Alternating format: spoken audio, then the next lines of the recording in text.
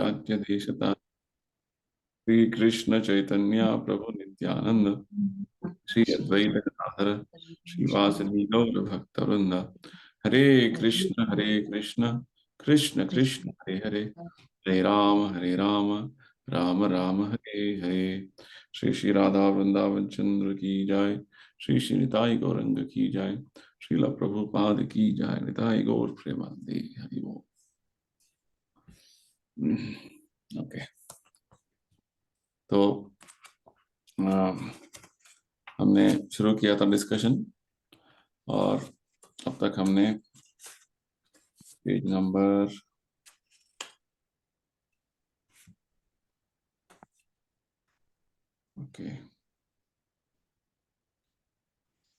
Page number 5 तक किया था ना। Information how to attain soul's desire given in Bhagavad Gita, वो तक किया था ना, याद है?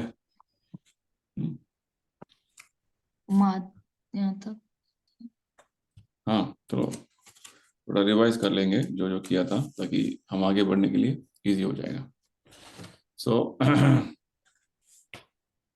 इस चैप्टर में प्रभुपाद जी बताते हैं कि आत्म साक्षात्कार, सेल्फ रियलाइजेशन का पहला स्टेप क्या है? To realize, to know that we are not this body, we are spirit soul, है ना। तो ये रियलाइजेशन केवल ऐसा बात नहीं है कि केवल हम जान लिया बस उतना ही है। नो, प्रभुपाद बोलते हैं it's not a simply matter of saying I am not this body, but actually living that realization. उस तरीके से जो है हमें हमारा कार्य भी होना है। तो this is the first step in our understanding. Prabhupada यही बताते हैं कि अभी जो लाइफ हम जी रहे हैं उसको बोलते हैं बॉडीली कंसेप्शन, देहात्म बुद्धि। देहात्म बुद्धि एक तरीके से ऐसा जीवन है जो हम अपने आप को शरीर मानकर जीवन चला रहे हैं। तो प्रभुपाद जी बोलते हैं ये तो एक तरीके का पागलपन है। तो पागलपन में क्या होता है, हम कुछ वास्तव में कुछ है, कुछ अलग तरीके से हमारा बिहेवियर होता है। इस तरीके से हमारा जीवन चल रहा है। तो प्रभुपाद जी हमें उदाहरण देते हैं बुद्ध तत्व का, बुद्ध फिलॉसफी का, जो बोलते हैं कि ये तरीके का जो पागलपन हटाने के लिए क्या करना है, हम अपने आप को जो है सभी जो हमारा शरीर है सब कुछ नष्ट हो जाना है बस, तो ये पागलपन निकल जाता है। तो ये एक तरीके का सोल्यूशन वो बताते हैं। प्रभुपाद जी बोलते जैसे कोई हमारा घर पे टैक्स लग गया, सो टैक्स लगने का सोल्यूशन ये नहीं कि बस हमें घर तोड़ देना है। तो ये सोल्यूशन ठीक नहीं है, प्रभुपाद जी बोलते हैं, क्योंकि हमारा पागलपन है, ऐसा ऐसा नहीं कि पागलपन ये तो हम अपने आप को खत्म कर देंगे। हमारा जो कॉन्शियसनेस है, चेतना जो है, वो हमारा शरीर खत्म होने के बाद भी कंटिन्यू होगा। ये बात प्रभुपाद जी बताते हैं कि हम वास्तव में आत्मा है। आत्मा से जो चेतना निकलती है, कॉन्शियसनेस निकलता है, वो एक आत्मा का एक सिम्टम है, आत्मा का एक लक्षण है। तो प्रभुपाद जी हमें समझाना चाहते हैं कि हम शरीर नहीं है, शरीर में भीतर आत्मा है। आत्मा का जो लक्षण क्या है, कॉन्शियसनेस है। तो ये बात हमें समझने का है, प्रभुपाद जी बताते हैं। और ये कॉन्शियसनेस जो है और आत्मा का उपस्थिति जो है, हम वास्तव में शास्त्रों से समझ सकते हैं। प्रभुपाद जी क्या बोलते हैं कि हमारे ग्रॉस सेंसेस से बहुत सारे चीजें देख नहीं पाते हैं। जैसे हवा हम देख नहीं पाते हैं, बहुत सारे इलेक्ट्रोमैग्नेटिक वेव्स वो देखने पाते हैं, शब्द देख नहीं पाते हैं। वो अलग अलग इंद्रियों के माध्यम से उसे हम ग्रहण कर सकते हैं। ठीक उसी प्रकार आत्मा को समझने के लिए, आत्मा का जो लक्षण क्या है समझने के लिए, शास्त्रों का हमें जो है उसका अध्ययन करना है। और प्रभुपाद जी क्या बोलते हैं, आत्मा का अपना ही कुछ लक्षण है, सिम्टम्स, उसका कुछ प्रभाव है, राइट। तो वो बताते हैं प्रभुपाद जी। जैसे आत्मा का जो कॉन्शियसनेस, जो आत्मा का एक लक्षण है, चेतना, उसका लक्षण क्या है? सुख दुख, शीत उष्ण, उसका अनुभव करना, है ना। तो प्रभुपाद जी समझाते हैं ये वास्तव में हमारा अनुभव हो रहा है। अभी ठंड हो रहा है तो हमने शॉल पहना हुआ है, तो मेरा शरीर में आत्मा नहीं है तो ये अनुभव नहीं कर पाएगा शीत उष्ण का, कोल्ड वेदर का, हाँ, हीट वेदर, हॉट वेदर का अनुभव नहीं कर पाएगा इस तरीके से। तो प्रभुपाद जी यही बताते हैं कि वास्तव में आत्मा ही पूरा शरीर को चला रहा है। तो एक एक स्टेप करके प्रभुपाद जी समझा रहे हैं कि हम शरीर नहीं है, हम आत्मा है। आत्मा का लक्षण क्या है? What is the symptom of आत्मा? आत्मा का लक्षण कॉन्शियसनेस, चेतना है। और चेतना कैसे पता चलता है हमको? चेतना हमारा अवेयरनेस, शरीर में जो है, बॉडी में जो अवेयरनेस होता है, अवेयरनेस का क्या मीनिंग है? जो हमें ज्ञान है, शीत उष्ण सुख दुख, कहाँ पे दर्द हो रहा है, कहाँ पे अच्छा लग रहा है, ये जो अनुभव है, ये हमारा, इसको कॉन्शियसनेस बोलते हैं, अवेकनिंग, अवेयरनेस। तो ये अवेयरनेस क्यों है? क्योंकि शरीर में आत्मा है। डेड बॉडी में आत्मा नहीं है तो उसको अवेयरनेस ही नहीं है ना। ये बात है। तो प्रभुपाद जी समझाते हैं वास्तव में ये सभी अवेयरनेस, सुख दुख सब कुछ क्यों है? कि आत्मा का उपस्थिति से है। और वास्तव में हम शाश्वत आनंद का अनुभव करने का खोज में है। तो इसी विषय में प्रभुपाद जी हम समझाते हैं कृष्णा, भगवान कृष्ण जो है वो आनंद का सोर्स है। इसलिए भगवान कृष्ण को क्या बोलते हैं?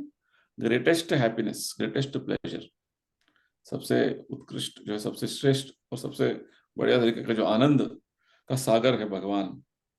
तो हम भगवान के अंश हैं, इसलिए हम, हमारा भी एक तरीके का लक्षण है कि हम आनंद के पीछे भाग रहे हैं। We want happiness in life, right. Prabhupada ji उदाहरण क्या देते हैं? एक समुन्द्र के पानी में छोटा सा बूंद, हाँ, समुद्र का पानी में, पानी का जो बूंद है, बूंद का पानी, ड्रॉप ऑफ वाटर, उसमें भी वही जो लक्षण होते हैं जो समुद्र का पानी में, है ना। तो ठीक उसी प्रकार हमें भी, हम आत्मा होने के नाते भगवान का ही अंश हमें भी है, बहुत कम मात्रा में, वेरी स्मॉल क्वांटिटी में हमारा हमारा शरीर में है। तो let's again read this paragraph. Atomic soul although so small, Shiva you can read. Atomic soul, आत्मा जो बहुत छोटा है, पूरा शरीर को चला रही है। बहुत सारे सिटी हैं, हाईवे हैं, ब्रिज हैं। मिला पैराग्राफ? यस यस यस प्रभु। आत्मा अणु के समान छोटा होने पर भी हमारे संपूर्ण शरीर को अनेक आश्चर्यजनक विधियों से कार्य करने के लिए चलायाम रखता है। इस संसार में हम इतने शहर, सड़कें, पुल, इमारतें, स्मारक और इतनी महान सभ्यताएं देखते हैं, किंतु उन्हें किसने बनाया? ये सब वस्तुएं सूक्ष्म चिंगारी आत्मा ने बनाई है, जो शरीर में रहता है। यदि ऐसा आश्चर्यजनक चीजें छोटी सी आध्यात्मिक चिंगारी से बन सकता है, तो इस कल्पना भी नहीं कर सकते कि सर्वोच्च पूर्ण आत्मा अर्थात परमेश्वर क्या क्या बना सकते हैं। आत्मिक चिंगारी का स्वाभाविक लगाव उन्हीं गुणों से है जो पूर्ण परमेश्वर है, ज्ञान, आनंद और शाश्वतता। परंतु भौतिक शरीर के कारण आत्मा की ये इच्छाएं पूरी नहीं होती और उसे निराशा प्राप्त होती है। आत्मा की इच्छा को पूरा करने की विधि के बारे में जानकारी श्रीमद् भगवत गीता में दी गई है। वर्तमान काल में हम एक बस ठीक, ये एक पैराग्राफ हो गया। ठीक है, तो प्रभुपाद जी है समझा रहे हैं हमको कि आत्मा का लक्षण क्या है। अभी हमने समझा कि हम आत्मा है, right, we are spirit soul. तो स्पिरिट सोल, आत्मा का लक्षण क्या है? शाश्वत अस्तित्व, आनंद और ज्ञान, सच्चिद आनंद बोलते हैं इसको। ठीक है, सत्य यानी कि शाश्वत अस्तित्व, और चिद यानी कि आनंद से ज्ञान, और आनंद, हमेशा खुश रहना, ये आत्मा का लक्षण। तो ये तीन लक्षण हमारे अस्तित्व में है, क्योंकि हम भगवान कृष्ण जो वास्तव में सच्चिदानंद स्वरूप है, उनका अंश है। प्रभुपाद जी एग्जाम्पल क्या देते हैं? देखिए, एक छोटा सा आत्मा बड़े बड़े शहर बनाते हैं, सड़कें बनाते हैं, ब्रिज बनाते हैं, इमारत बनाते हैं, बड़े बड़े जो है नागरिकता बन जाता है। कैसे? आत्मा ने बनाए।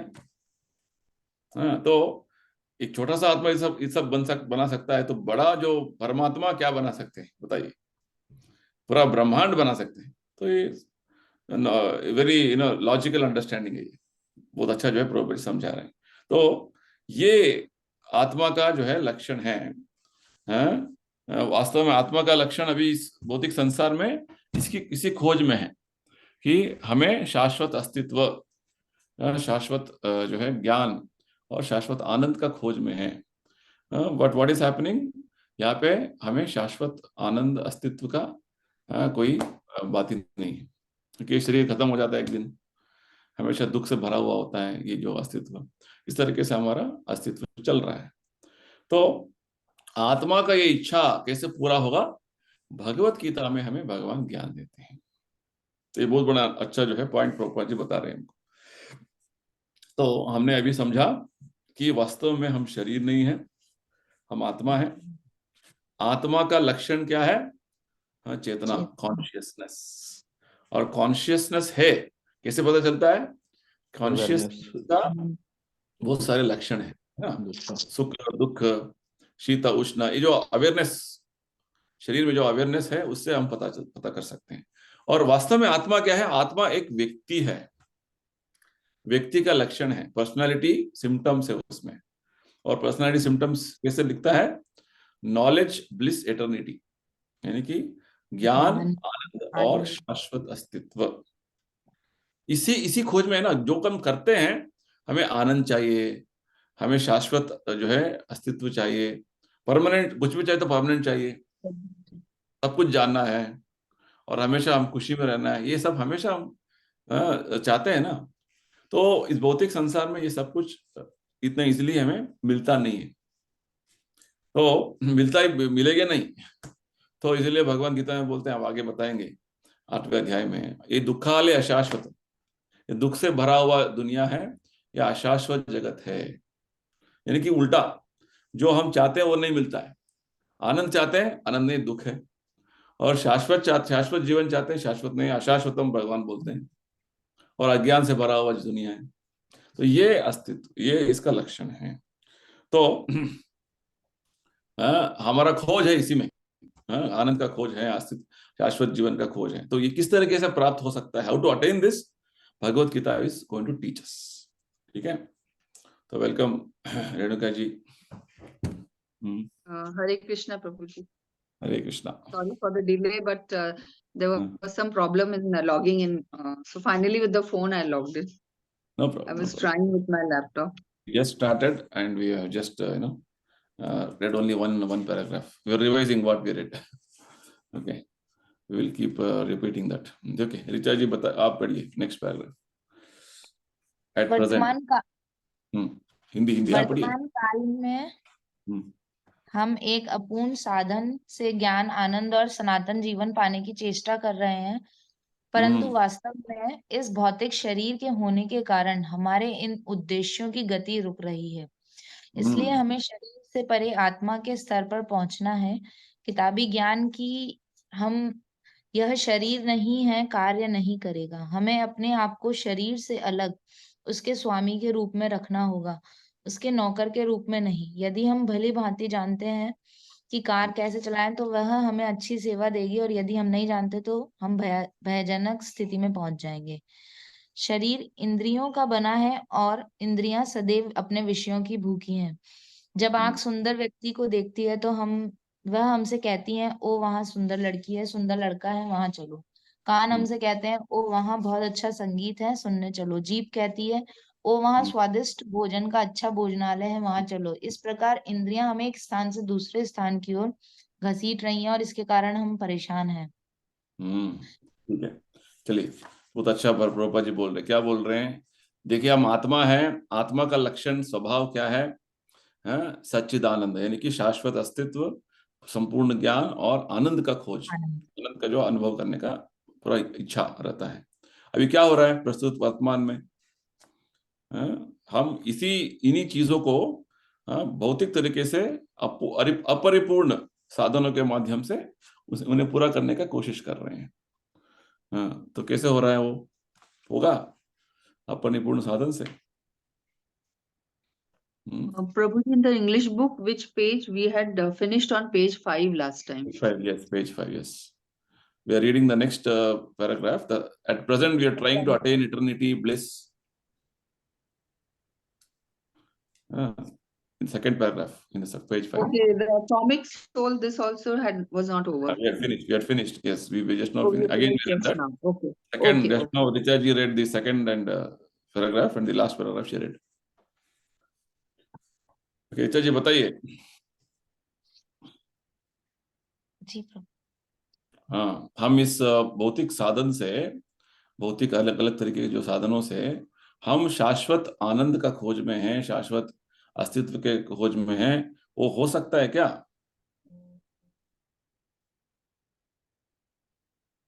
तो उदाहरण देते हैं इधर, हमें कार चलाना अच्छा आता है, हो सकता है, मतलब इंद्रियों पे कंट्रोल, सेंसेस पे कंट्रोल हो तो हो सकता है, नहीं तो मतलब नहीं हो सकता। नहीं, इधर क्या चर्चा हो रहा है, क्या विषय चर्चा हो रहा है कि हमें आनंद, शाश्वत अस्तित्व का और ज्ञान का जो हमारा आत्मा का स्वभाव है, उसका खोज में हम हैं। ठीक है? तो हमारा शरीर जो है, इसके वजह से हमें ये शाश्वत जो चीजें हमें प्राप्त होना है, वो प्राप्त नहीं हो रही है। ये शरीर एक तरीके का रुकावट बन गया है। देखिए, कोई हमें जो चांस देगा तो हम ज्यादा ऐसे जीवित रहने की इच्छा करते हैं ना, we want to live like this, है ना? क्यों हम जीवित नहीं रह पाएंगे शिवा? इस बॉडी, इस शरीर है ना, खत्म हो जाएगा, है ना? ये बात है। So it's very important understanding. तो हमारा बॉडी जो है एक तरीके का ब्लॉक है हमारा, जो हम चाहते हैं। देखिए, हम चाहते हैं कि फैमिली के साथ हमेशा रहें, नहीं रह पाएंगे, एक दिन सब खत्म हो जाएगा। इस तरीके से प्रभुपाद जी बोलते हैं, जो हम चाहते हैं वो नहीं होता है शरीर के वजह से। हम चाहते हैं कि हमेशा हम यंग रहें, यंग तो नहीं रहेंगे, साल बीते जाएंगे, बूढ़ा होते रहेंगे, है ना? So our desire to become remain young always is not possible. Old age आ जाएगा, बुढ़ापा आ जाएगा। तो केवल हमें ये समझना नहीं है, ये समझना काफी नहीं है कि हम शरीर नहीं, आत्मा है। हमें इस तरीके से कार्य भी करना है, प्रभुपाद जी बोल रहे। ठीक है ना? तो वास्तव में आपने पढ़ा, अभी ऋचा जी क्या पढ़ा आपने? अभी शरीर में इंद्रिय हैं, इंद्रिय क्या कर रहा है? हमेशा भूखे हैं। किस लिए? अलग अलग इंद्रिय वस्तु के, इंद्रिय भोग के लिए भूखे हैं। प्रभुपाद जी बोलते हैं, आंखों से हम सुंदर चीजें देखना चाहते हैं, हमारे जो है जीवा से खाने का जो है हमारा इच्छा रहता है। हर इंद्रिय अलग अलग तरीके का मांग कर रहे हैं, घसीट रहे हैं हमको, यहाँ यहाँ वहां वहां। ये क्यों कर रहे हैं? इंद्रिय इस तरीके से क्यों हमें घसीट रहे हैं, बताइए? वही, क्योंकि आनंद का खोज रहे हैं हम, आनंद चाहिए हमको, है ना? यहाँ आनंद मिलेगा, वहां आनंद मिलेगा। अच्छा, इस रेस्टोरेंट में खा लिया हमने, वहां खाना है, वो देखना है, वो सुनना है। क्यों इस तरीके से भाग रहे हैं? क्योंकि हमारा आत्मा का स्वभाव है ना आनंद, आनंद प्राप्त करना। वो हम खोज रहे हैं, ढूंढ रहे हैं, सर्च कर रहे हैं। आत्मा का स्वभाव है या शरीर का? क्योंकि नहीं, शरीर इज अ डेड शरीर व्हीकल। तो मटेरियल है। शरीर को इच्छा कुछ नहीं है। शरीर is a dead vehicle, dead body. हाँ, आत्मा, see, mobile is a dead instrument unless you operate. Yes. तो यही बात बोल रहे हैं प्रभुपाद जी। आपको कार अच्छा चलाना आता होगा, कार जब ऐसे अच्छा चलाएंगे तो कार अच्छा सर्विस दे सकता है ना? आपको कार चलाना ही नहीं आएगा तो कार से आप एक्सीडेंट करेंगे, सबको एक्सीडेंट, सबको जो है डेंजर में डालेंगे। यही प्रभुपाद जी बोल रहे हैं। शरीर हमारा एक इंस्ट्रूमेंट है, ये बहुत अच्छा पॉइंट प्रभुपाद जी बोल रहे हैं। हम शरीर के माध्यम से जो हमारा आत्मा का स्वभाव का पीछे जो भाग रहे हैं, वो टेम्पररी चीजों के पीछे भाग रहे हैं, तो वास्तव में हमें आनंद नहीं देने वाला। It's not going to give me real happiness, right? What is real happiness, Prabhupada ji बताएंगे। अभी डिस्कशन ये चल रहा है कि आत्मा का स्वभाव, आत्मा इज एक्चुअली प्रिंसिपल, आत्मा जो है वास्तव में हमारा शरीर को एनिमेट कर रहा है, वो चला रहा है। आत्मा नहीं रहेगा तो शरीर क्या है? Dead body. अग्रीड? हाँ, ये बात तो हम समझ गए। आत्मा नहीं है तो शरीर क्या है? इट इज यूजलेस, है ना। जब कोई बोलते हैं ये निकल गया या मर गया, तो क्या होता है? मरने का अर्थ क्या है आचार्य जी? हाँ, कॉन्शियस, चेतना चली जाती है, चेतना के साथ क्या चली जाती है? आत्मा चली जाती है आत्मा ना। चली जाती है। आत्मा ही चेतना का कॉन्शियसनेस क्या है? आत्मा का सिम्टम है ना। तो हाँ जी। सिम्टम नहीं है तो आत्मा भी नहीं है, ठीक है ना। ये बात है। तो डेड बॉडी लिविंग बॉडी का डिफरेंस क्या है? डेड बॉडी में सोल नहीं है, कॉन्शियसनेस नहीं है। लिविंग बॉडी में कॉन्शियसनेस है, ये बात है, ठीक है ना। तो यहाँ पे ये डिस्कशन चल रहा है, प्रभुपाद जी ये बोल रहे हैं कि केवल हमें जो है ये ज्ञान है मुझे कि मैं आत्मा नहीं हूँ, शरीर हूँ, मैं शरीर नहीं हूँ, आत्मा हूँ, ये काफी नहीं है, ये पर्याप्त नहीं है। हमें और कुछ करना है। अभी क्या हो रहा है हमारा जीवन में, ये बात प्रभुपाद जी बता रहे हैं। क्योंकि आत्मा का स्वभाव क्या है? सच्चिदानंद अनुभव, शाश्वत अस्तित्व का, शाश्वत आनंद का और परिपूर्ण ज्ञान का अनुभव करने का खोज है। और हम भौतिक चीजों के पीछे और भौतिक चीजों में ये ढूंढ रहे हैं, हाँ यहाँ पे मुझे शाश्वत आनंद मिलेगा, यहाँ पे मुझे शाश्वत अस्तित्व मिलेगा। जैसे प्रभुपाद जी उदाहरण देते हैं एक और जगह पे, मेरा प्राइवेट जॉब लगा हुआ है, नहीं नहीं मुझे परमानेंट जॉब चाहिए, गवर्नमेंट जॉब चाहिए। लोग सोचते हैं कि गवर्नमेंट जॉब करने से हमारा परमानेंट हो जाएगा। अभी मेरा किराए घर पे हूँ, रेंटेड हाउस में हूँ, मुझे अपना ही घर मिलेगा तो अच्छा है। लोग परमानेंसी क्यों चाहते हैं? क्योंकि आत्मा का स्वभाव है परमानेंसी, शाश्वत, permanent things. But what ever permanent you do in material world में जो परमानेंसी का सोचते हैं, वो केवल हमारा शरीर के साथ खत्म होने वाला है। ये बात हमें समझना है। चलिए, तो next read the next thing, will keep discussing on this point.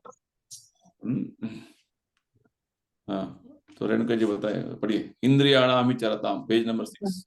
I'll read in English. I have the English book. The body is composed of senses. तो हमारे शरीर में वो 5 senses है, और senses are hungry after the objects. So senses जाते हैं हमारी अपने objects को ढूंढने के लिए. You read in English Sorry. only. We will I'll read in Hindi books. Okay. The eyes see a beauty. You see, so read from that Indriyanam Charatam, that verse that is already read by Richa ji. Okay, from the Indriyanam hi charatam yan mano nuvidhiyate tad asya harati prajnam vayur navam ivam bhasi. As a boat on the water is swept away by a strong wind, even one of the senses on which the mind focuses can carry away a man's intelligence. Continue. It is imperative that we learn how to control the senses. The name Goswami is given to someone who has learned how to master the senses. Go means senses and Swami means controller. So that makes Goswami. So one who can control the senses is to be considered a Goswami. That is controller of senses. Krishna indicates that one who identifies with the illusory material body cannot establish himself in his proper identity as spirit soul. Bodily pleasure is flickering and intoxicating, and we cannot actually enjoy it. Because of its momentary nature. Actual pleasure is of the soul, not the body. We have to mold our lives in such a way that we will not be diverted by bodily pleasure. If somehow we are diverted, it is not possible for us to establish our consciousness in its true identity beyond the body. And there are 2 verses after that. Do I have to read that Well, also? no, enough. This self is a good, paragraph to understand. ठीक है, तो discussion ये चल रहा है हमारा कि हम इंद्रियों से इंद्रिय तृप्ति का खोज, इंद्रिय तृप्ति के पीछे भाग रहे हैं, है ना। इंद्रिय जो है घसीट रहे हैं हर जगह से, हमें एक जगह से दूसरी जगह पे, और इस तरीके से क्या हो रहा है, हम कंफ्यूज हो रहे हैं, परप्लेक्स्ड, मोहित हो रहे हैं, भ्रमित हो रहे हैं। तो भगवान इसके बारे में बताते हैं गीता में, एक भी इंद्रिय पर आप जो है आपका ध्यान चला जाएगा तो इस तरीके से एग्जाम्पल देते हैं भगवान, वो तेज आंधी जो चलेगा समुद्र में, नदी में, तो कितना भी जो शक्तिशाली बलशाली जो एक नाव रहेगा वो चला जाएगा उस आंधी में। ठीक उसी प्रकार हमारा जो इंद्रिय का जो शक्ति है, बल है, उस तरीके से वो कहाँ पे वो खींचा जाएगा, हम उसके पीछे पीछे भागते जाएंगे, ये बात बताना चाहते हैं। तो हमारा बुद्धि भी उस तरीके से वो भ्रष्ट हो जाएगा। तो वास्तव में प्रभुपाद जी क्या बोल रहे हैं कि जब तक हमारा इंद्रिय ठीक से भगवत सेवा में उपयोग नहीं होगा, तब तक इस तरीके से इंद्रिय भोग करते करते, इंद्रिय भोग के लिए हम इधर उधर भटकते रहेंगे। तो प्रभुपाद जी बोलते हैं हमें गोस्वामी बनना है, गोदास नहीं बनना है। गोस्वामी यानी कि इंद्रियों का स्वामी, गोदास यानी कि इंद्रियों का गुलाम। इंद्रियों का गुलाम हो गया, इंद्रिय जो चाहते हैं उसके पीछे पीछे भागते रहना। यही हो रहा है, सब लोग पूरा संसार में यही कर रहे हैं, 99.9% पीपल। जो इंद्रिय चाहता है उसके पीछे भागो भागो भागो भागो। इंद्रिय वो चाहता है वो करो, मन ये बोलता है करो, आंखें ये बोलती है करो, भागो। इस तरीके से हम जो है, प्रभुपाद जी बोलते हैं, इसको बोलते हैं बॉडीली प्लेजर, यानी कि शरीर का आनंद के लिए हम भाग रहे हैं। और ये शरीर का आनंद क्या है, ये क्षणिक है, फ्लिकरिंग, तत्काल है, और ये हमें मत्त बना देता है, इंटॉक्सिकेटिंग बना देता है। तो इस तरीके से क्या होता है, हमारा वास्तव अस्तित्व का जो हमारा मनुष्य जीवन में है, आध्यात्म जीवन करने का, वो उससे हम वंचित हो जाते हैं। Will be losing our actual propensity to move forward in spiritual life. तो प्रभुपाद जी एक बात बताते हैं, actually pleasure is of the soul, not the body. आत्मा का वास्तव आनंद है, शरीर का कुछ नहीं है। हम बोलेंगे आप कार, मेरे जो कार में चल रहे हो, कार आनंद ले रहा है, कार कुछ नहीं कर रहा, car is like a dead body. Similarly हमारा बॉडी है, हमारा शरीर वास्तव में एक मृत शरीर है। आत्मा है, इसलिए वो आनंद का अनुभव करने का हमें भास हो रहा है, हमें जो है ऐसा प्रतीत हो रहा है। वास्तव में आत्मा का अस्तित्व से ही शरीर चल रही है। तो ये इंपॉर्टेंट पॉइंट प्रभुपाद जी बोल रहे हैं इधर, ठीक है। तो we have to identify with the soul, not with the body, ये पॉइंट बता रहे हैं। यानी कि हमारा जो पहचान है आत्मा के साथ होना है, शरीर के साथ नहीं होना है। ठीक है, any questions on this?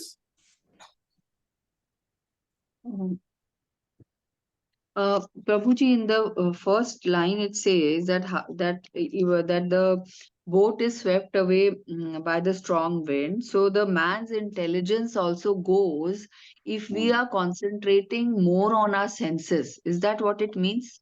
Exactly, So, exactly. You lose your good sense. You lose your good sense, good intelligence with regard to what is the purpose of life. So Prabhupada ji is trying to say that we must learn to control our senses so that we do not give that pleasure to the material body, and only then we can go on the path of spiritualism. Is that control the senses in relation with Krishna? Okay, and so the method is that Krishna is helping us in curbing our senses. Exactly. And then we are on the path which is shown. Why should control senses for what? हमारा इंद्रिय का नियंत्रण क्यों करना है, ये हमें पता करना है फर्स्ट ऑफ ऑल। जैसे एक आदमी बीमार है, उसको डॉक्टर ने कुछ डाइट दिया हुआ है, he has to follow diet. It is control of sense, right? But for what purpose? So that he becomes cured of his disease. So in our case, the disease for us is this body. This material existence is a disease for us. Bhava roga बोलते हैं ना, भव रोग यानी कि repeated birth and death. हम जो शरीर का जो है, शरीर का माध्यम से बार बार मृत्यु हो रहा है, बार बार जन्म हो रहा है, ये शरीर ही एक तरीके का एक रोग है हमारे लिए, भव रोग बोलते हैं इसको। इस भव रोग से बाहर निकलना है तो we have to follow the process of bhakti, that's the point. तो भव रोग बढ़ाने के लिए क्या करना है, भव चलते रहने के लिए बस इंद्रिय तृप्ति करते रहो। जैसे इधर भगवान क्या बोल रहे हैं, इंद्रिय भोग यानी कि हर इंद्रिय के पीछे भागते रहो, तो बुद्धि भ्रष्ट होता रहेगा और फिर से आपका भवरोग कंटिन्यू होता रहेगा। So disease has to be cured in connection with controlling them for Krishna service. That is what our real nature is, that's the point. तो ये जो आत्मा का आनंद जो है वो शाश्वत आनंद है, शाश्वत अस्तित्व हमें मिलने वाला है। उसके पीछे नहीं भागते हुए हम टेम्पररी हैप्पीनेस के पीछे भाग रहे हैं, तो डिजीज कंटिन्यू होता रहेगा। ये point, that's what Prabhupada is trying to tell us here. ठीक है, okay fine, let's continue our reading. तो शिवा प्लीज रीड नेक्स्ट। भोगैश्वर्य।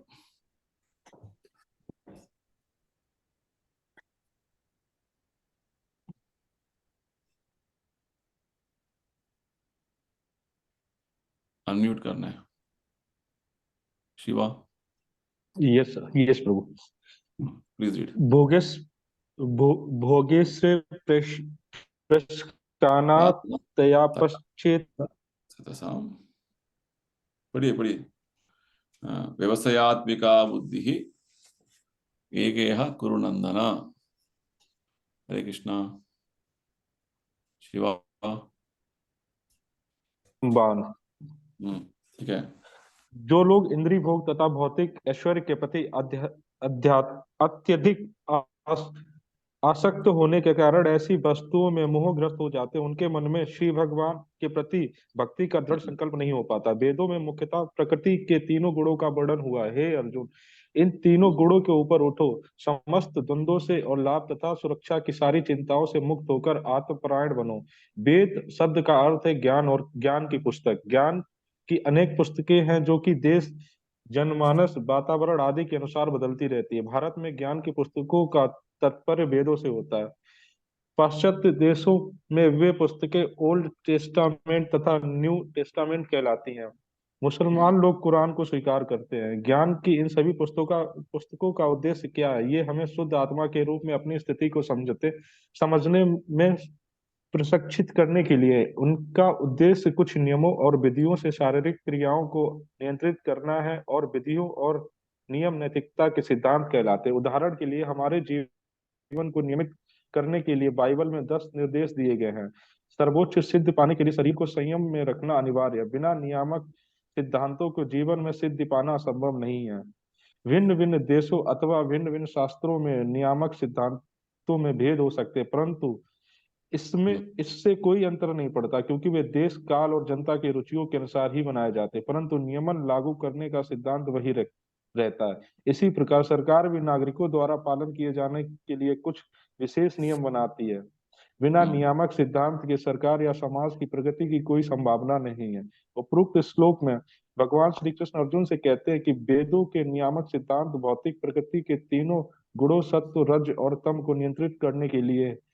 तथापि भगवान श्री कृष्ण अर्जुन को परामर्श देते कि वह अपने आप को शुद्ध आत्मा के रूप में अपनी स्वाभाविक स्थिति में स्थापित करे, जो कि भौतिक प्रकृति के द्वंद्वों से परे है। बस बस ठीक, ओके। तो क्या बोल रहे हैं प्रभुपाद जी इधर? हमने अब तक कभी क्या चर्चा किया? हाँ, हम आत्मा का स्वभाव जो है सच्चिदानंद, शाश्वत अस्तित्व, ज्ञान और आनंद का खोज में है। इस भौतिक संसार में भौतिक वस्तुओं में ये खोज रहे हैं। भौतिक वस्तुओं में, भौतिक जड़ पदार्थ में ये तो मिलेगा नहीं, है ना। भौतिक वस्तु जो कुछ आप सोच रहे हैं कि ये मुझे आनंद देगा, आनंद नहीं देता है। तो हम इधर पे ऐसे ऐसे चीजों के पीछे भाग रहे हैं, जैसे इधर प्रभुपाद जी ने गीता का जो श्लोक में उल्लेख किया था, हम एक इंद्रिय वस्तु के पीछे भागते भागते जो है अपना बुद्धि खो बैठते हैं। और इस तरीके से क्या हो रहा है, हमारा वास्तव आत्मा का जो आनंद का जो अनुभव है वो हम एकदम भूल गए हैं, और ये जो क्षणिक आनंद का पीछे भाग रहे हैं। तो इस तरीके से जब तक हम हमारा भौतिक आनंद के पीछे भागते जाएंगे, देहात्म बुद्धि के परिकल्पना में रहेंगे, प्रभुपाद जी बोलते हैं कि तब तक हम अपना वास्तव अस्तित्व का, वास्तव पहचान जो आत्मा का पहचान है, आत्मा का आनंद है, इसको आत्माराम बोलते हैं, वो हम अनुभव नहीं कर पाएंगे। तो प्रभुपाद जी बोलते हैं हमें हमारा जीवन को इस तरीके से उसे जो है मोल्ड करना है ताकि हम इस तरीके से, हमारा विचार जो है भटकना नहीं। एक उदाहरण देते हैं आपको, एग्जाम्पल देते हैं। आप मान के चलिए दिल्ली से वृंदावन आ रहे हैं गाड़ी में, तो रास्ते में बहुत सारे रोड्स हैं साइड साइड डाइवर्शन करने का। तो दिल्ली से वृंदावन का एक रास्ता है, उस रास्ते में आप चलते जाएंगे, बोर्ड लगे हुए हैं, एक एक 10 किलोमीटर में वृंदावन है, अभी 120 किलोमीटर 110 किलोमीटर से आप उस बोर्ड के साथ चलते जाएंगे तो आप पहुंच जाएंगे।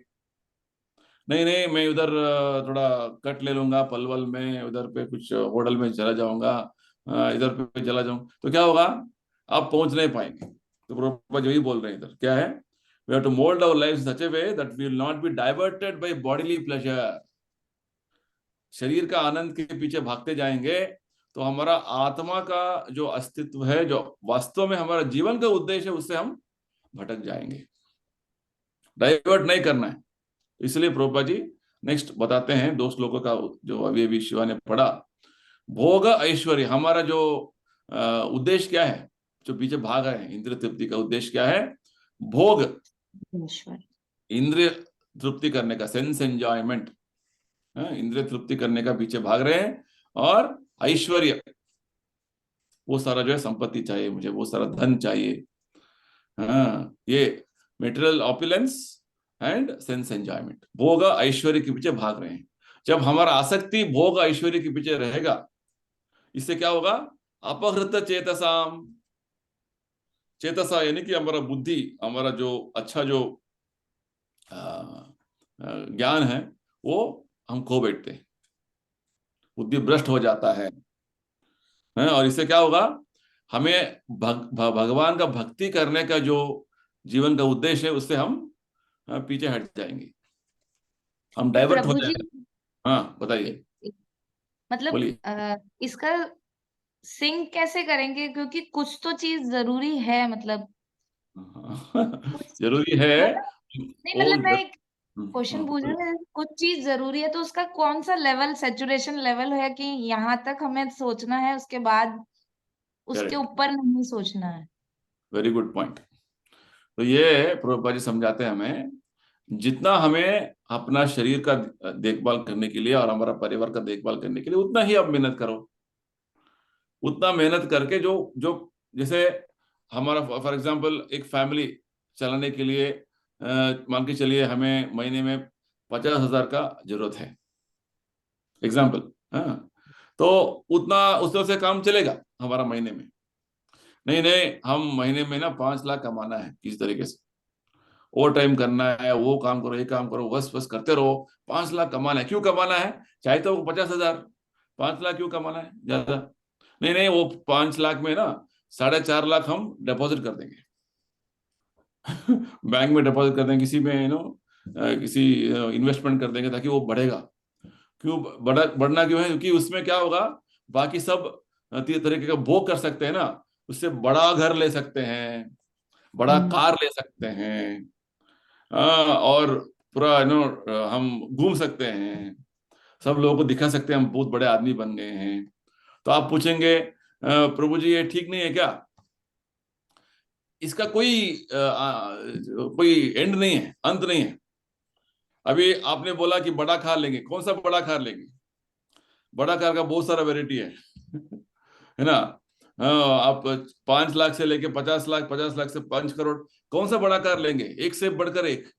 कल 2 दिन पहले हम एक जो है हमारे जो बुजुर्ग एक माता जी है, उनसे मिल रहे थे, बोल रहे थे प्रभु जी क्या हो गया आज का जमाना, पहले हमारा टाइम में एक एक चप्पल मिल रहा था 20-30 रुपए में, अभी एक चप्पल की दुकान जाएंगे तो 1000 रुपए से कम नहीं मिलता है।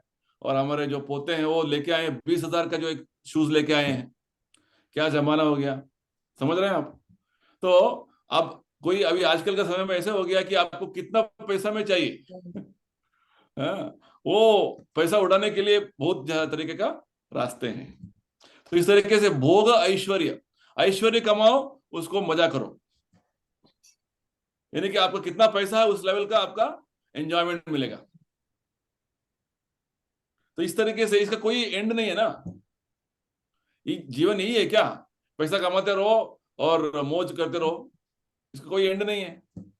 जो आदमी, एक आदमी को जो है 1 करोड़ कमा रहा है हर महीने में, वो सोचेगा नहीं नहीं मुझे 10 करोड़ कमाना है। क्यों? अभी एक लेवल का स्टैंडर्ड है और बढ़ाना है, और कितना बढ़ेगा? तो ये भगवान यही बोलते हैं कि इस तरीके का जीवन से आपका मति भ्रष्ट हो जाएगा, आपका बुद्धि भ्रष्ट हो जाएगा। इससे क्या होगा? आपको जो मनुष्य जीवन में आपको भक्ति करना है वो नहीं होगा। ठीक बोल रहे हैं ना भगवान? तो ये बोल रहे हैं भगवान, भोगा ईश्वर प्रसक्ता नाम तया अपरत चेतसाम व्यवसायत्मिका बुद्धि समाधौ न विधीयते। इसलिए वेदों में क्या बोलते हैं? वेदों में हमारे इसी स्वभाव का उसको जो है ठीक करने के लिए बहुत सारे विधि नियम दिए गए हैं। और उस विधि नियमों का अनुसरण करते हुए, विशेषकर भगवान गीता में यही बोलते हैं कि विधि नियम भी जो है कभी कभी हम उसमें बंधे जाते हैं, हम एंटेंगल हो जाते हैं। तो उसका भी कुछ परवाह नहीं करना, तुम भक्ति करो, भगवान बोल रहे हैं अर्जुन को। तो प्रभुपाद यही बता रहे हैं कि जब तक हम हमारे जीवन को एक नियमित तरीके से नहीं चलाएंगे, प्रभुपाद जी क्या उदाहरण दे रहे हैं, पूरा संसार में इतने सारे धार्मिक ग्रंथ जो हैं, कुरान है, बाइबल है, वेद है, ये सभी किस लिए हैं? ताकि हम अपने जीवन को एक नियमित तरीके से चलाएं, जीवन का उद्देश्य समझे। जीवन का उद्देश्य पैसा कमाना, इंद्रिय भोग करना नहीं है। ऐसे बहुत सारे जो है पाश्चात्य राष्ट्रों में उन्होंने बहुत कर लिया, फिर भी उनको वो आनंद का बात ही नहीं है। प्रभुपाद जी बोलते हैं अमेरिका में इतना सारा पैसा उन्होंने कमाया, इतना सारा जो है भोग कर रहे हैं, फिर भी लोग जो है, जो नौजवान लोग हैं, यूथ है, वो हिप्पी बन रहे हैं। जीवन का उद्देश्य पता नहीं है उनको। ऐसे चल रहा है। दुनिया के सबसे अमीर आदमी भी हमेशा खुश रहता है, तो सब लोग अमीर बनना चाहते हैं। अमीर बनने से कोई खुश है ऐसा कोई बात ही नहीं, ये बात है। तो ये जो भ्रम तरीके के जो बातें हैं ना, इसको जो है छोड़ना, हमारा जीवन का उद्देश्य क्या है वो समझना प्रभुपाद जी बता रहे हैं। यानी कि जब तक हम, हमारा जीवन का आवश्यकता कितना है उतना जो है हमें जीवन का जो है कार्य करना, और बाकी समय में आध्यात्मिक, ठीक है, भगवान की कृपा से ज्यादा पैसा आ गया, ठीक है, हमारे पास कितना चाहिए रखो, बाकी भगवान का सेवा में लगा दो। ये भी है कि जितना पैसा रहेगा उस तरीके का वो जो है हमारा मन को और विचलित करता रहेगा, है ना। उसको क्या करना, उसको उसको खर्च करना इस तरीके से मन में आता रहेगा। तो उसे भगवान का सेवा में लगा दिया, क्या होगा? वो लक्ष्मी बन जाएगी। और जब हम इंद्रिय भोग में उसको यूज करेंगे तो वो माया बन जाएगी।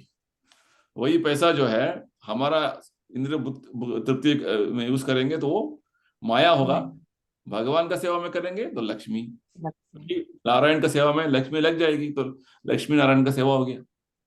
जैसे भगवान प्रभुपाद जी उदाहरण देते हैं, जब सीता माता को रावण ने अपहरण किया तो रावण का क्या हुआ अंत में?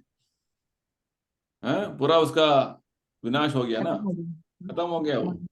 वही जो हनुमान ने क्या किया, सीता माता को फिर से भगवान राम से जोड़ दिया, तो उसका उद्धार हो गया। उसको अभी भी हम पूछते हैं हनुमान जी को, राम भक्त हनुमान।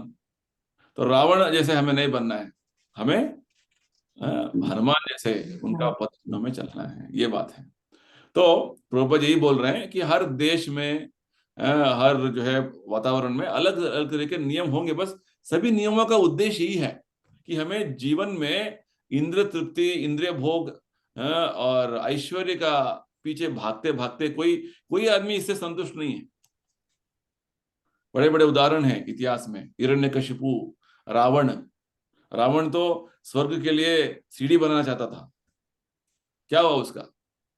बस अंत में तो उसका विनाश हो गया।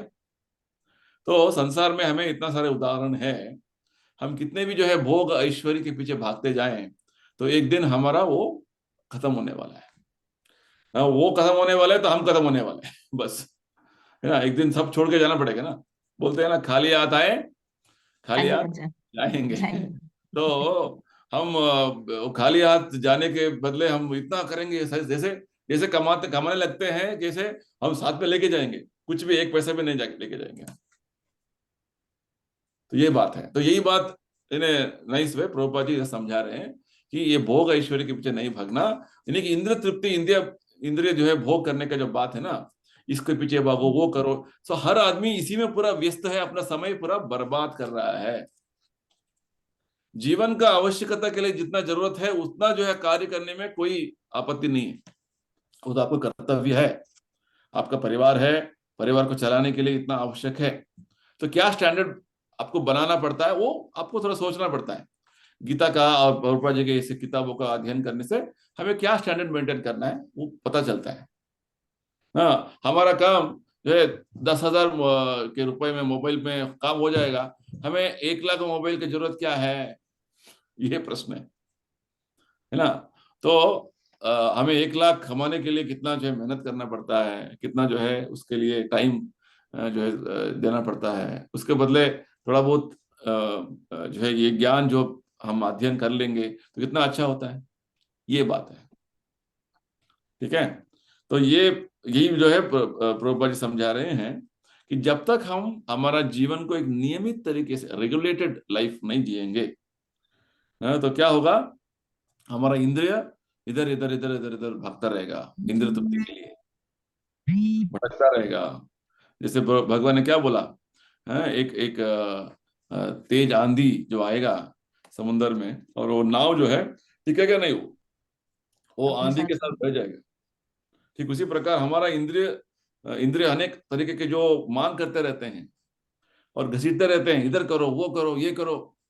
कभी कभी वो मांग इतना ज्यादा हो जाता है, इतना जो है वो स्ट्रांग हो जाता है कि वो चाहिए मुझे बस, तो वो मांग पूरा करने में लग जाते हैं। तो इससे क्या फायदा हुआ, हमारा जीवन, हमारा समय बर्बाद।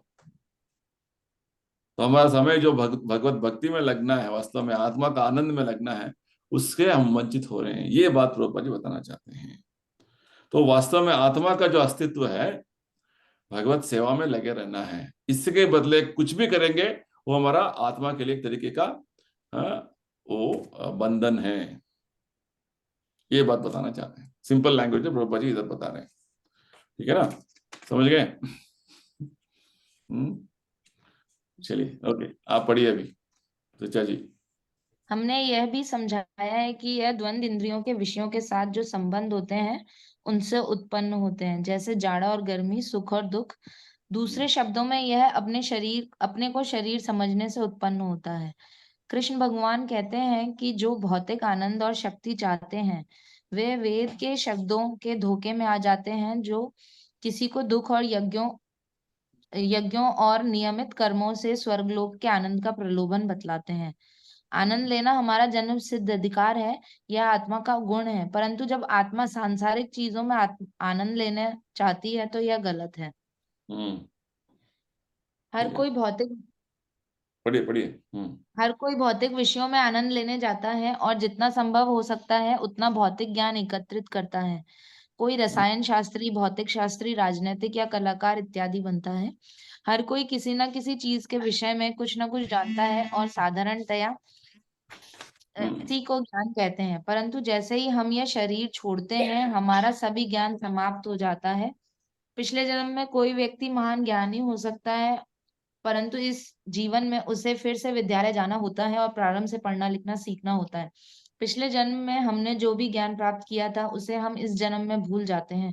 वास्तविकता यह है कि हम परम ज्ञान खोज रहे हैं, परंतु वह इस भौतिक शरीर से नहीं पाया जा सकता। हम सब इन शरीरों से आनंद खोज रहे हैं, परंतु शारीरिक आनंद वास्तविक आनंद नहीं है, यह आडंबरी है।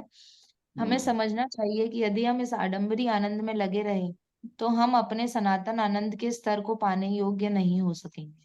हाँ ठीक है, अभी समझ गए ना, प्रभुपाद जी इतना अच्छा बोल रहे हैं। हाँ, तो हम जितने भी पढ़ाई किया, कितने भी जो कमाई किया, कितने भी संपत्ति अर्जित किया, सब कुछ इसी जन्म में खत्म है ना। आपने बोल सकते हैं कि हाँ मेरा बैंक अकाउंट में 10 करोड़ रुपए है, अभी अगला जीवन में मुझे याद आ गया नेक्स्ट लाइफ में कि उस बैंक में मेरा खाता है। अब जाएंगे तो बैंक वाले क्या बोलेंगे, हम पहचानते नहीं आपको, हाँ। है ना, आपका डेथ सर्टिफिकेट हमारे पास है पिछला जन्म का वही बोलेंगे ना। हाँ, आप बोलेंगे कि हाँ हमने तो पीएचडी किया था इस यूनिवर्सिटी में, जाएंगे तो बोलेंगे नहीं वो तो आदमी मर गया, आप कौन है, आप तो नहीं, आप फिर से आपको पढ़ना पड़ेगा। तो भौतिक संसार में हम जो कुछ भौतिक चीजों का जो प्रति भागते रहते हैं ना, हाँ, धन, हाँ, और विद्या और नाम, सब कुछ इस जन्म के साथ खत्म हो जाता है, इस जन्म के अंत के साथ खत्म हो जाता है। तो प्रभुपाद यही बोलना चाहते हैं कि आध्यात्मिक संपत्ति जो है, धन जो है, वो हमारे साथ हमेशा रहेगा। अभी हम सब ये चर्चा क्यों कर रहे हैं, हाँ, भगवत गीता से, क्योंकि हमने कुछ अपने पिछले जन्म में कुछ पुण्य अर्जित किया है, पुण्य जो है हमने प्राप्त किया हुआ, इसलिए ये सब चर्चा कर रहे हैं। इतने सारे लोग हैं तो बिजी, अभी न्यू ईयर पार्टी में लगे हुए हैं सब लोग, इधर उधर भाग रहे हैं, जो है इधर उधर जा रहे हैं। हम इधर पे भगवत गीता का चर्चा कर रहे हैं, देखिए। तो उनको पता नहीं कि न्यू ईयर आएगा जाएगा, आप कहाँ जाएंगे पता नहीं ठीक है, आपको भगवत धाम जाना है, भगवान के पास जाना है, वो नहीं जानते हैं। ये सबसे बड़ा जो है आयरनी, विपर्यास है, समझते नहीं। तो प्रभुपाद यही बोल रहे हैं, जब तक हम ये बात समझेंगे नहीं, हाँ, केवल भौतिक भोग, भौतिक संपत्ति, भौतिक जो ऐश्वर्य के पीछे भागते जाएंगे, कोई अंत नहीं। केवल हमें अच्छा लगेगा कभी, फिर से आपका जो पड़ोसी है, आपका कोई मित्र है, वो ज्यादा कमा लिया, उसने ज्यादा बड़ा हो गया, वो अच्छा मुझे और कंपटीशन करना है और भागना है, इस तरीके से कोई उसका अंत नहीं है। बहुत अच्छा जो है बात बताते हैं प्रभुपाद जी भागवत में। जब वामन देव भगवान का जो अवतार है, एक छोटे ब्राह्मण के रूप में आए, उन्होंने बलि महाराज से 3 कदम जो है उन्होंने भूमि का दान जो है उन्होंने मांग किया। तो बलि महाराज हंसने लगे, क्या ब्राह्मण, मैं पूरा इस जगत का स्वामी हूँ, मैं इस पूरा जो है भौतिक का स्वामी हूँ, आप केवल 3 कदम मांग रहे हैं, दान मांग रहे हैं, आप चाहते तो मैं बहुत बड़ा एक ग्रह दे देता हूँ आपको, एक प्लेनेट दे देता हूँ, बहुत बड़ा देश दे देता हूँ, ऐसे बोलने लगे। तो वामन देव बोलने लगे, राजा देखिए, जब ये मांग होता है ना, ये जो लोभ, ग्रीड ग्रीड बोलते हैं उसको, लालसा होता है, इसका कोई अंत नहीं है। 3 जो है कदम से हम 3 गांव मांगेंगे, 3 शहर मांगेंगे, 3 देश मांगेंगे, 3 लोक मांगेंगे, इसका कोई अंत नहीं है। वास्तव में मनुष्य को चाहिए कि जितना उसे भगवत कृपा से जो प्राप्त है, उससे उसे संतुष्ट रहना है। ये बात बताते, ये बात भगवत गीता में भगवान समझाते हैं हमको। यदृच्छा लाभ संतुष्ट द्वंद्वातीत विमत्सरः, जो हमें भगवान ने जो दिया है उससे संतुष्ट रहने से हम आध्यात्मिक मार्ग में आगे बढ़ने का वो एक चेष्टा होगा। नहीं तो ये लोभ लालसा का कोई अंत नहीं है ना, ये बात है। ठीक है, यही बात इधर प्रभुपाद जी समझा रहे हैं हमको। ठीक है, पढ़िए नेक्स्ट रेणुका जी, आपका the body must be considered. Yes, the body must be considered a disease condition. A diseased man cannot enjoy himself properly. A man with jaundice, for instance, will taste sugar candy as bitter, but a healthy man can taste its sweetness. In either case, the sugar candy is the same, but according to our condition, it tastes different. Unless we are cured of this disease conception of bodily life, we cannot taste the sweetness of spiritual life. Indeed, it will taste bitter to us. At the same time, by increasing our enjoyment of material life, we are further complicating our disease condition. A typhoid patient cannot eat solid food. And if someone gives it to him to enjoy and he eats it, he's further complicating his malady and endangering his life. If we really want freedom from the miseries of material existence, we must minimize our bodily demands and pleasures. This is very simple, and I think Yeah.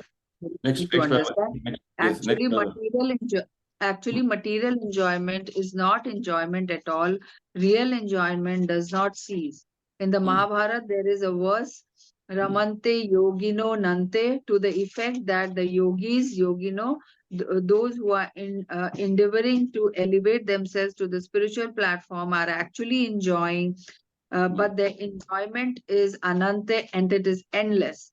This is because their enjoyment is in relation to the supreme enjoyer, Rama Shri Krishna. Bhagwan Shri Krishna is the real enjoyer, and Bhagavad Gita confirms this. Bhakto Raman Yajna Tapasam Sarvaloka Maheshwaram Surdam Sarva Bhutanam Jatvamam Santim Rachati. The sages, knowing me as the ultimate enjoyer of all sacrifices and austerities, the supreme lord of all planets and demigods, and the benefactor and well-wisher of all living entities, attain peace from the pangs of material miseries. Bhoga means enjoyment, and our enjoyment comes from understanding our position as the enjoyed. The real enjoyer is the supreme lord, and we are enjoyed by him. An example of this relationship can be found in the material world between the husband and the wife. The husband is the enjoyer, Purusha, and the wife is the enjoyed, Prakriti. The word Prakriti means woman, Purusha or spirit is the subject, and Prakriti or nature is the object. The enjoyment, however, is participated in both by the husband and the wife. When actual enjoyment is there, there is no distinction that the husband is enjoying more or the wife is enjoying less. Although the male is the predominator and the female is the predominated, there is no division when it comes to enjoyment. On a larger scale, no living entity is the enjoyer. Okay, fine. So it's very obvious, right? Very clear. तो Yes. हमारा discussion यही चल रहा था कि जब तक हम ये समझेंगे नहीं कि आत्मा केवल परमात्मा के साथ ही आनंद ले सकता है, जब आत्मा परमात्मा को आनंद देगा, भगवान हमें इतना आनंद देंगे कि बस वील बी ओवरफ्लोडेड विद आनंद, इतना आनंद भगवान देंगे। तो यही बात प्रभुपाद जी समझा रहे हैं कि enjoyment is in relation to the supreme enjoyer Rama Shri Krishna. ठीक है, तो जब हम इस भौतिक संसार में अपने आप को पुरुष मान रहे, मैं पुरुष हूं ऐसे मान रहे हैं, वी आर एम एंजॉयर, मुझे भोग करना है, मुझे भोग करना है, ये जो व्यक्तिगत स्तर पर हम भोग करने का जो इच्छा कर रहे हैं वो कभी नहीं हो सकता है। Very nice example we Prabhupada also gives. जैसे हमारे बॉडी में इतने सारे पार्ट्स हैं, हैंड, लेग्स, हर पार्ट जो है वो सोचेगा कि मुझे अपने आप खाना खाना है, वो नहीं खा सकते। हाथ जो है रसगुल्ला ले सकता है, हाथ से वो मुंह में डालना है, मुंह से अंदर जाएगा पेट में जब वो डाइजेशन होकर एनर्जी हर पार्ट में आ जाएगा। ठीक उसी प्रकार हमें समझना है कि हम भगवान का अंश हैं, we are all part and parcel. जब तक हम भगवान के सेवा में नहीं लगे रहेंगे, इंडिपेंडेंटली हम एंजॉय करना चाहते हैं तो हम आनंद नहीं मिलेगा हमको। Is important principle Prabhupada is trying to explain here. तो क्योंकि ये जो गीता का श्लोक प्रभुपाद जी ने कोट किया है इधर 5.29, भोक्ताराम यज्ञ तपसाम, सभी तरीके के जो यज्ञ तपस्या का भोक्ता भगवान है, enjoyer of all austerities and sacrifices, and भगवान ही सभी लोगों का महेश्वर है, स्वामी है, सभी देवताओं का स्वामी है और सभी जीव जंतु का सुहृत, इज अ वेल विशर। तो ये इंपॉर्टेंट पॉइंट है प्रभुपाद जी जो बता रहे हैं इधर, क्योंकि हम सोचते हैं कि जो हर कार्य का जो फल निकलेगा वो हमें भोगना है, that's what we are thinking now. और हम सोचते हैं कि ये मेरा धन है, ये मेरा संपत्ति है, ये मेरा प्रॉपर्टी है, इस तरीके से हम उसका जो है प्रोप्राइटरशिप हम लेना चाहते हैं। तो first is the enjoying tendency, भोग करने का इच्छा। दूसरा ऐश्वर्य का स्वामित्व जुटाने में लगे हुए हैं। और तीसरा, मेरे वजह से सब कुछ चल रहा है, मैं सबका देखभाल कर रहा हूं, ये भावना, ये वास्तव में हमारा दिमाग हमने खराब कर लिया। इसके वजह से हमें हमेशा समझना है, हर कार्य का, हर जो तपस्या का, यज्ञ का भोक्ता, एंजॉयर भगवान है। हर चीज का स्वामी भगवान है, प्रभु भगवान है, और हर जीवात्मा का देखभाल भगवान कर रहे हैं। प्रभुपाद जी एग्जाम्पल देते हैं, देखिए आपके घर में इतने सारे चींटियां होंगे, उनका देखभाल कौन कर रहा है? भगवान कर रहे हैं। पूरा संसार में इतने सारे जो जीव जंतु हैं, उनका देखभाल कौन कर रहे हैं? समुद्र में इतने सारे मछलियां रहते हैं, इतने सारे जलचर रहते हैं, एक्वाटिक्स, सबका जो खाना, उनका पालन पोषण कौन कर रहा है? भगवान कर रहे हैं। अफ्रीका में इतने सारे जंगलों में बड़े बड़े जो है जानवर होते हैं, उनका सभी जानवरों का खाना पीना कैसे हो रहा है? भगवान दे रहे हैं। तो हम सोचते हैं कि हम कर रहे हैं, ये गलत है। एक बड़ा फैक्ट्री चला लिया, बस इतना सारा 1000 लोग काम कर रहे हैं, तो हम बहुत बड़ा आदमी बन गए। ये भावना ठीक नहीं है। तो प्रभुपाद जी ये बात समझा रहे हैं। तो जब तक ऐसा जो है हमारा बुद्धि रहेगा, मति रहेगा कि मैं भोगी हूं, मैं स्वामी हूं, यह हमारा बीमार स्थिति है। प्रभुपाद जी 2 बीमारियों का उदाहरण देते हैं। क्या देते हैं रेणुका जी? जॉन्डिस। जॉन्डिस में क्या होता है? आप कोई शुगर कैंडी जो है, स्वीट होता है, स्वीट चीज है, आपको स्वीट नहीं लगेगा। क्या लगेगा आपको? बहुत कड़वा लगेगा ना, बिटर कड़वा लगेगा। ठीक उसी प्रकार अभी हम आध्यात्मिक बारे में कुछ भी सुनेंगे तो लगेगा तो देख लेंगे, कर लेंगे, उतना रुचि नहीं। ठीक उसी प्रकार प्रभुपाद जी टाइफाइड का उदाहरण देते हैं। टाइफाइड जो है रोगी का, क्या बोलते हैं? टाइफाइड रोगी, क्योंकि उसका कुछ सॉलिड फूड देने का कोई उसका नहीं हो सकता है, तो लेगा तो क्या होगा? कॉम्प्लिकेट हो जाएगा उसका, वो मर जाएगा।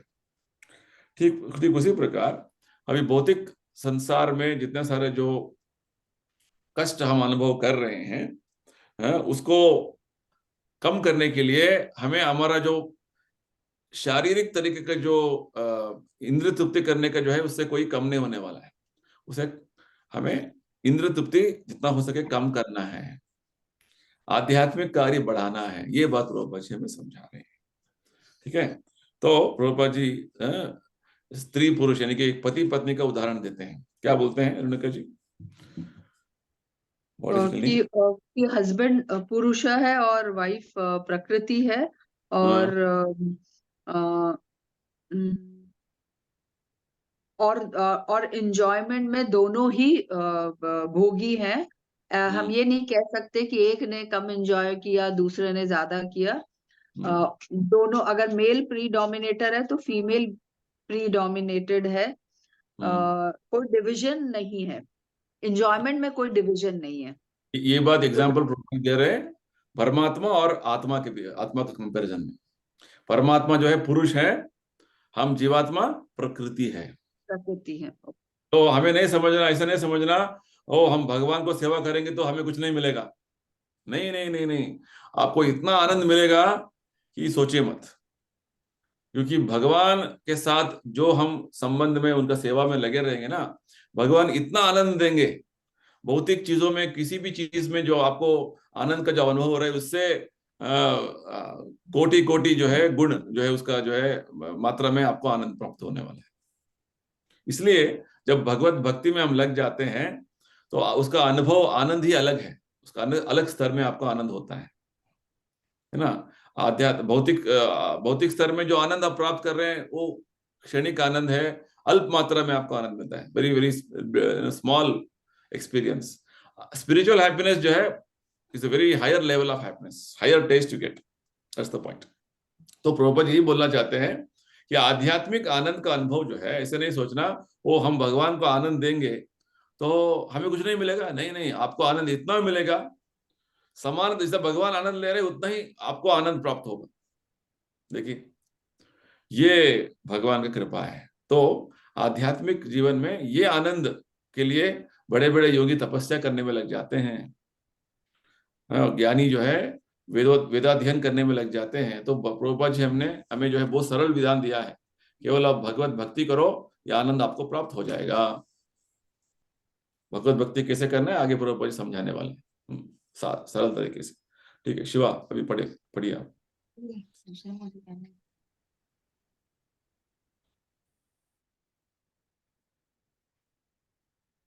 हरे कृष्णा। हरे कृष्णा। श्री भगवान अनेक अंशों में विस्तारित हुए और हमें उन्हीं में से एक अंश है। श्री भगवान एक और अद्वितीय है, परंतु उन्होंने आनंद की अनुभूति के लिए अनेक रूपों में विस्तारित होने की इच्छा की। हमें अनुभव है कि एक कमरे में अकेले बैठे अपने आप से बातें करने से बहुत कम या कुछ भी आनंद नहीं मिलता, लेकिन यदि कमरे में 5 व्यक्ति उपस्थित हों तो हमारा हाँ। आनंद बढ़ जाता है। और यदि हम अनेक व्यक्तियों के समक्ष भगवान श्री कृष्ण की चर्चा कर सके तो हमारा आनंद और भी बढ़ जाता है। आनंद का अर्थ है विविधता। श्री भगवान अपने आनंद के लिए अनेक में विस्तारित हुए और इन्हीं प्रकार हमारी स्थिति उन्हें आनंद देने वाली। यही हमारा वैधानिक स्वरूप है और यही हमारा सृजन होने का उद्देश्य है। आनंद का भोक्ता और भोग्य दोनों ही चेतनायुक्त, परंतु भोग्य की चेतना भोक्ता की चेतना के अधीन अधीन अधीनस्थ है। यद्यपि श्री कृष्ण भोक्ता है और हम भोग्य हैं, तथापि इस आनंद में प्रत्येक व्यक्ति बराबरी से सहभागी बन सकता है। हमारा आनंद तब पूर्ण बन।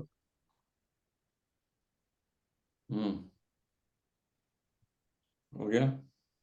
यस प्रभु जी। यानी तो कि अब क्या पूर्ण बन सकता। हाँ? इसके आगे भी है, अभी 2-3 लाइन और है। हाँ, पढ़िए पढ़िए, पढ़ लीजिए उसको। हमारा आनंद तब पूर्ण बन सकता है जब हम श्री भगवान के आनंद में सहयोग दें। हमारे लिए शारीरिक स्तर पर अलग से आनंद लेने की कोई संभावना नहीं है। संपूर्ण श्रीमद् भगवद गीता में स्थूल शरीर स्तर पर भौतिक आनंद के भोग को निरुत्साहित किया गया है। हो गया उसको प्रभु क्या जी। है? मात्रा स्पर्शास्तु कौन्तेय, बढ़िया है। मात्रा स्पर्शास्तु कौन्तेय शीतोष्ण सुख दुख। अगमाप्यनो नित्यास्तुति तिथश्चु भारतः। हाँ। हे कुंती पुत्र, गर्मी तथा सर्दी एवं सुख तथा दुख का स्थायी रूप से प्रकट होना और कार्यक्रम में उनके उद्देश्य होना शीत तथा ग्रीष्म की ऋतुओं के आने जाने के समान है। हे भरतवंशी, हे इंद्रिय बुद्धि से उत्पन्न होते हैं और मनुष्य को चाहिए कि अविचल भाव से उनको सहन करना सीखे। इस प्रकृति के तीनों गुणों की प्रतिक्रिया में यह स्थूल भौतिक शरीर उत्पन्न हुआ है और इसका विनाश निश्चित है। बस बस बस बस बस, ठीक है। ओके। तो यही जो अभी अभी हमने चर्चा किया उसी का प्रभुपाद जी अच्छे समझा रहे हैं कि वास्तव में भगवान के ही हम अंश हैं, है ना। भगवान अनेक प्रकार से विस्तृत हो गए, हम भी भगवान के एक अंश हैं। तो जैसे हमारा शरीर का हर भाग अलग से आनंद लेने का संभावना नहीं है। किसी खाने के मामले में खाना जो है पेट में जाने से ही हमें हर जगह पे खाना पहुंच जाता है। ठीक उसी प्रकार जब हम भगवान को आनंद देंगे तब अपने आप हमें आनंद प्राप्त हो जाएगा। ये बात प्रभुपाद जी बताते हैं। तो यहाँ पे विशेषकर प्रभुपाद जी यही बताने चाहते हैं कि पूरा शास्त्रों में भगवत गीता में हम भौतिक तरीके से जब आनंद प्राप्त करने का कोशिश करते हैं, चेष्टा करते हैं, तो वो आनंद नहीं है, वो केवल भ्रम है। बस हम सोच रहे हैं हाँ मुझे आनंद मिल रहा है, इस तरीके से भाग रहे हैं। जन्म जन्मांतर हर लाइफ में हम इसी के पीछे भाग रहे हैं। इस तरीके से आनंद हमें प्राप्त होने वाला नहीं है। तो यानी कि सेपरेटली आनंद खोजने का जो बात है ना, वो मिलेगा नहीं। इंडिपेंडेंट ये मटेरियल लाइफ, भौतिक जीवन, यानी कि मैं अपने आप मुझे आनंद में खोज लूंगा, ये नॉट पॉसिबल। जब तक हम भगवान के संपर्क में नहीं रहेंगे आएंगे तब तक हम भटकते रहेंगे, भटकते रहेंगे, भटकते रहेंगे, अकेले भटकते रहेंगे संसार में। अभी कभी मनुष्य जीवन लेके, कभी पशु जीवन लेके, इस तरीके से भटकते रहेंगे। तो बात यह है कि जब तक हम भगवान का संबंध में नहीं आएंगे, संपर्क में नहीं आएंगे, उनका साथ हमारा सेवा हम फिर से नहीं करेंगे, तब तक हम भटकते रहेंगे। तो ये बात प्रभुपाद जी समझा रहे हैं कि भौतिक जीवन में ये हमारा हालत है। हम जब तक आध्यात्मिक ज्ञान का जो है स्तर पर आके भगवत सेवा में नहीं लगेंगे तब तक इसे हमारा हालत रहेगा। ठीक है। तो कुछ प्रश्न पूछना है किसी को इस बारे में जो अभी अभी पढ़ा हमने? हरे कृष्णा। ऋचा जी, आपको समझ आ गया? जी प्रभु जी। ठीक है, चलिए आप पढ़िए लास्ट। इस प्रकृति के 3 गुणों की प्रक्रिया से यह भौतिक शरीर उत्पन्न हुआ है और यह विनाश होने के लिए है। अंतवंत इमे देहा नित्य स्योक्ता शरीरिणः अनाशिनो प्रमेयस्य तस्माद्युत्स्वः भारत। अविनाशी तथा बिना कोई नाप वाले सनातन जीव के भौतिक शरीर का ही नाश होता है। इसलिए ओ भरत के वंशज, लड़ो। कृष्ण भगवान हमें शारीरिक स्तर से ऊपर चढ़कर वास्तविक परम जीवन में आने की उत्तेजना देते हैं। गुणानेता नतीय त्रिदेही देह समुद्भवान जन्म मृत्यु जरा दुखे विमुक्तो मृतश्मश्नुते। जब बंधन वाले जीव सत्व, रजस और तमस इन गुणों को पार कर लेते हैं तो वे जन्म मृत्यु वृद्धावस्था के दुखों से मुक्ति पाते हैं और इसी जीवन में अमृत का आनंद ले सकते हैं। अपने को ब्रह्म भूत या भगवत ज्ञान के स्तर में स्थित करने के लिए, तीनों गुणों से ऊपर चढ़ने के लिए हमें कृष्ण भावना की विधि स्वीकार करनी होगी। श्री चैतन्य महाप्रभु का उपहार या महामंत्र हरे कृष्ण कृष्ण कृष्ण हरे हरे, हरे राम राम राम हरे हरे का कीर्तन इसी विधि की सुविधा देता है। यह विधि भक्ति योग या मंत्र योग कहलाती है और सर्वश्रेष्ठ योगी इस विधि का उपयोग करते हैं। किस प्रकार योगी अपनी पहचान जन्म मृत्यु के चक्र और भौतिक शरीर के बाहर अनुभव करते हैं और इस संसार से बैकुंठ लोग जाते हैं, वह अगले अध्याय का विषय है। Very nice. तो रूपा जी क्या बोल रहे हैं, ये हमारा भौतिक शरीर जो है ये क्या है, ये प्रकृति के 3 गुणों से बना हुआ है। भगवान का शक्ति है प्रकृति, माया, माया के 3 गुणों से शरीर बना हुआ है। ये नश्वर होने वाला है, एक दिन नाश होने वाला है। आत्मा का नाश नहीं है। आत्मा का नाश क्यों नहीं होता है? क्योंकि आत्मा का स्वभाव क्या है? सच्चिदानंद, शाश्वत अस्तित्व। आत्मा नाश नहीं होगा, शरीर नाश होने वाला है।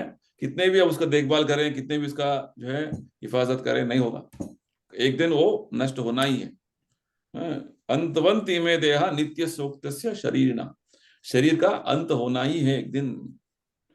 तो इसलिए भगवान क्या बोलते हैं गीता में, आप इन गुणों, इस भौतिक प्रकृति के जो गुण हैं, इससे अतीत हो जाओ। गुणानेता नतीत्य त्रिन। तो जब हम इन 3 गुणों से अतीत हो जाते हैं तो क्या होगा? जन्म मृत्यु जरा दुख, ये जब तक शरीर रहेगा जन्म मृत्यु का चक्कर चलता रहेगा, है ना। हम नहीं चाहते हुए भी हमें बुढ़ापा, मृत्यु, फिर से जन्म, फिर से जो है व्याधि, इस तरीके के जन्म मृत्यु जरा व्याधि का चक्कर में फंस गए हैं। इससे बाहर निकलने का रास्ता क्या है? भगवान बोलते हैं भौतिक प्रकृति से ऊपर उठो। उसे ऊपर उठने का जो विधि विधान क्या है, गोपाल जी बोलते हैं उसे चैतन्य महाप्रभु ने दिया है। भक्ति मार्ग, भक्ति योग, मंत्र योग दिया। क्या है? हरे कृष्ण मंत्र जप करना। आप सब हरे कृष्ण जप कर रहे हैं ना? हरे कृष्णा शिवा, कितना हाँ माला? जी प्रभु। 4 माला? दो। 2 जी हाँ जी प्रभु। अच्छा, ओके, ठीक है, 2 कर रहे हैं। आप कितना कर रहे हैं ऋचा जी? 8 राउंड्स। 8 ओके। रेणुका जी आप कितना कर रहे हैं? हाँ, मैं सुबह तक कर लेती हूँ, 16 माला कर लेती हूँ। अच्छा, वेरी गुड। तो ठीक है, तो धीरे धीरे बढ़ाइए। शिवा आपका माला, ठीक है, 2 से आप जी 4 प्रभु। कर, 1 तारीख से, है ना? गुड, जी प्रभु। ठीक है। अभी उसका महत्व समझ गया ना आपने? हाँ ये जी। मंत्र योग, भक्ति योग से क्या होता है कि आप इस 3 गुणों से अतीत हो जाएंगे, ऊपर उठेंगे और जन्म मृत्यु से बच जाएंगे। क्यों नहीं करना है ना? ये बात है बस। तो इस अध्याय में प्रभुपाद जी हमें समझा रहे हैं, वास्तव में एसेंस, इसका सारांश यही है कि हम शरीर नहीं है। हम शारीरिक स्तर पर जो कार्य कर रहे इंद्रियों से, उससे हम उलझ रहे हैं, इधर पे इंटेंगल हो रहे हैं। हमें आध्यात्मिक स्तर पर कार्य करना है। ये ज्ञान आने के लिए हमें हरे कृष्ण जप करना है। जब हरे कृष्ण जप करेंगे तो हमें समझ में आएगा हम शरीर नहीं, हम आत्मा हैं, हम इस भौतिक तरीके के कार्यों से जितना आवश्यक है उतना करेंगे, भागेंगे नहीं उसके पीछे, पीछे पीछे भागेंगे नहीं उसके पीछे। हाँ, हम संतुष्ट हैं बस, एक सरल जीवन से बस आनंद है। हाँ, भगवान ने बहुत धन दे दिया, ठीक है, हमारे लिए कितना जो आवश्यक है रखेंगे, बाकी सब भगवान की सेवा में लगा देंगे, ये बात है। तो इस तरीके से जीवन बिताएंगे तो हमारा जीवन का उद्देश्य सार्थक होगा। ठीक है, यही बात प्रभुपाद जी हमें समझा रहे हैं। तो अगले चैप्टर में, नेक्स्ट चैप्टर में प्रभुपाद जी हमें समझाने वाले हैं किस तरीके से जब मृत्यु आएगा ही हमारे जीवन में, मृत्यु से कैसे बच सकते हैं, मृत्यु से कैसे हम, मृत्यु का समय में हम भगवत धाम जा सकते हैं, ये बताने वाले। ठीक है, बहुत इंटरेस्टिंग चैप्टर है। Will continue in the next week. ठीक है, तो we have completed one chapter in this book. तो मोस्टली नवंबर तक जो है, नहीं नवंबर नहीं, फरवरी तक एग्जाम होगा आपका, तो तैयार रहिए सब लोग। तो जो अभी पढ़ा है उसको अच्छी तरीके से और पढ़िए। आपको टेस्ट दिया जाएगा फरवरी मोस्टली सेकेंड वीक तक। तब तक हम सब कंप्लीट कर लेंगे। नेक्स्ट वीक में एक चैप्टर हो जाएगा, नेक्स्ट 4 हफ्ते में पूरा 4 चैप्टर्स बचाए हो जाएगा। तो नेक्स्ट वीक से है ना, आप चैप्टर पढ़ के आइए। जी Prabhu, just ji one Prabhu. point I want to clarify, because of Hindi and English, there's a difference. So this the 3 modes, goodness, passion and ignorance, यही वो रजा, goodness कौन सा गुण है? सत्वगुण, Goodness, सत्वगुण, सत्वगुण, सत्वगुण, रजोगुण, तमोगुण। रजो और तमा. Okay, सत्वगुण, ignorance is तमोगुण। तमोगुण is ignorance, रजोगुण is mode of passion, and okay. sattvagun is mode of goodness. So all 3 are not to be followed. See, all 3 are different permutation combinations are all existing in our mind body system. Okay. All 3 are not to be followed. You are forced to follow right now, but when you follow bhakti, you will transcend them. You will go above them. Okay. We are Right able now to you are in the modes transcend only. these. Okay. Right now you're in the middle of the modes. You're in the ocean of modes right now. So that means when we transcend these 3 gunas, Ah. then we are free from the birth, death and old. That is possible by bhakti yoga. When you start chanting Hare Krishna, you transcend the modes, because Hare Krishna is spiritual vibration. It will lift you up from these modes. Modes means this Okay. material world. Anything in the material world is made of these modes. Effect of these modes. So the modes means the different interactions of material way you're doing working. All these are modes, guna. तो जब भक्ति में लग जाते हैं, भक्ति is spiritual, transcendental, and easiest way of doing bhakti is chanting Hare Krishna. That's what is being explained here. We'll discuss more on this. Just an introduction, very interesting chapter. So read the first chapter also, second chapter also nicely, so that we can move forward. In next 4 or 5 weeks, we should complete all this book. ठीक है? Yes, yes, sir. Yes. Next week पूरा पढ़ के आइए next chapter. Okay, Shiva? जी प्रभु। चलिए, तो अभी we'll close here. We'll share the recording. Rahul will share the recording with all of you in the group. Yes. And if again you want to refer and see, you can see. Okay? Thank you. Prabhu. Hare Hare Krishna Hare Prabhu. Krishna. Hare Krishna. Richa जी, आपका कैसे हैं जगन्नाथ जी? अच्छे। अच्छे, उनको अच्छे से जो है सेवा कर रहे हैं आप? हाँ, भोग दे उनका रहे हैं, खत्म हो। आरती कर रहे हैं। हाँ भोग, उनकी मम्मी ने कैप्स भी बनाई है, छोटी छोटी ड्रेस बनाई है मम्मी ने, अच्छा, विंटर ड्रेस, वुलन, अच्छा, हैंड वुवन। कभी फोटो भेज दीजिए उनका, हम दर्शन करेंगे। ठीक है? Very nice. हरे कृष्णा, जय जगन्नाथ। जय जगन्नाथ। हरे कृष्णा।